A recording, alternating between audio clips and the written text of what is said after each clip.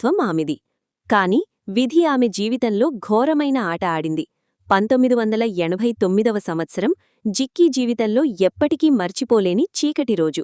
ఒక music programme కోసం వెళుతూ కన్యాకుమారి జిల్లాలోని ఒక రైల్వే స్టేషన్లో కదులుతున్న రైలు ఎక్కబోతూ ఆమె భర్త ఏఎం రాజా కాలు జారి రైలు పట్టాల మధ్య పడిపోయారు. కళ్ల ముందే భర్త శరీరం ముక్కలైపోతుంటే ఆ దృశ్యాన్ని చూసి జిక్కీ గుండె పగిలిపోయింది. ఆ ఘోర ప్రమాదంలో ఏఎం రాజా అక్కడికక్కడే మరణించారు.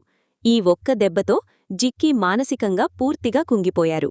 దాదాపు చాలా ఏళ్లపాటు ఆమె అసలు పాటలు పాడటమే మానేశారు.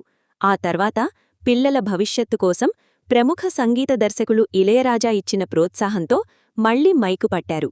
ఆదిత్య 369 సినిమాలో ఆమె పాడిన జానవులే నెరజానవులే పాట ఎంత పెద్ద హిట్టయిందో మనందరికీ తెలిసిందే. జీవితాంతం పోరాడిన ఆ మధుర కోయిలకు చివరి